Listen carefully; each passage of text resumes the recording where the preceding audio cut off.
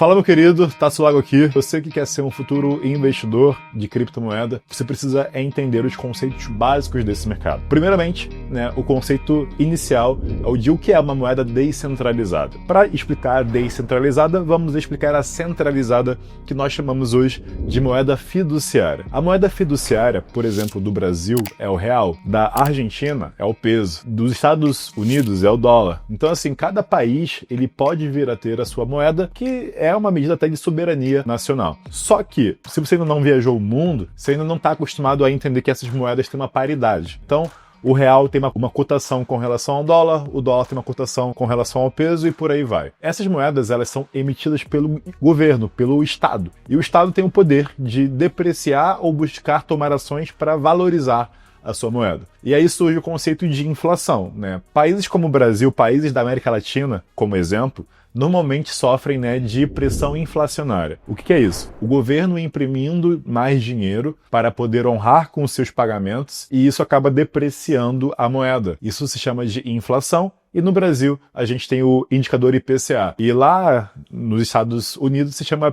PCI ou PCE, que são outras formas de medir o aumento dos preços da mesma forma. O Bitcoin ele só pode ter 21 milhões de unidades. Ou seja, só podem existir 21 milhões de Bitcoin. Você pode comprar 0,00001 Bitcoin, ou seja, você pode comprar fracionado R$20, R$10, R$50. Não existe um valor mínimo, depende da corretora, na prática. Mas o Bitcoin, ele é descentralizado. Ninguém tem o poder de dominar, de imprimir, de gerar mais Bitcoin. Por isso, surge até uma falácia que o Bitcoin é uma moeda deflacionária, sendo que ele não é, porque ele vai tendo inflação ao longo do tempo, mas é uma inflação já prevista e controlada. Então, se a gente for ver a curva de valorização do Bitcoin ao longo do tempo, a gente vê que o Bitcoin se valorizou demais. Simplesmente por... Demais não, muito. Simplesmente por oferta e demanda. Mas o grande questionamento que eu trago para vocês é que o Bitcoin, ele se valorizou muito ou a moeda fiduciária vem se depreciando? Porque se você estudou um pouquinho de história,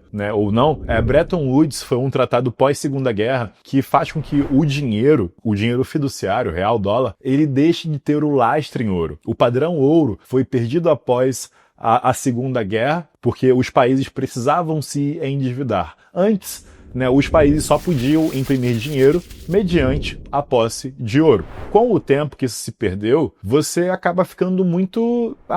os países foram imprimindo dinheiro.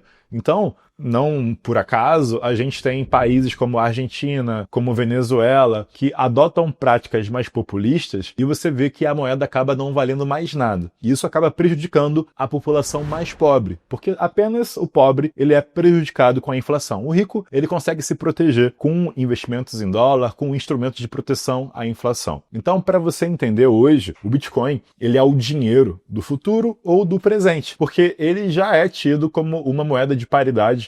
E hoje você pode viajar o mundo utilizando o Bitcoin como moeda de troca. E, mais uma vez, a descentralizada é que ninguém tem o poder sobre ela. A centralizada é que o governo brasileiro, os Estados Unidos, a Venezuela, a Argentina, eles podem imprimir quanto de dinheiro eles quiserem. Isso vai depreciando o câmbio. E aí a população sofre com a depreciação, com a perda do poder de compra. E não se engane, se você hoje tem dinheiro investido em poupança, muitas vezes até o CDI, que é a taxa de juros base, a Selic, que é a taxa de juros base da economia, e o CDI é igual a Selic, ele pode perder para a inflação. Se você hoje, cenário 1, está com dinheiro na poupança, você está perdendo dinheiro. A poupança está rendendo aí, hoje 3, 4% ao ano, enquanto o CDI pode estar rendendo 12, 14%, porque quando você vê esse vídeo, a taxa é dinâmica, ela pode mudar. Então a poupança rende 4% ao ano, exemplo só, tá? E o CDI hoje rende 14%. Então só de você mudar, de deixar o dinheiro parado na poupança e investir no CDI, você já tem um ganho aí de 300, 400% de rentabilidade. Agora, se você começa a entender que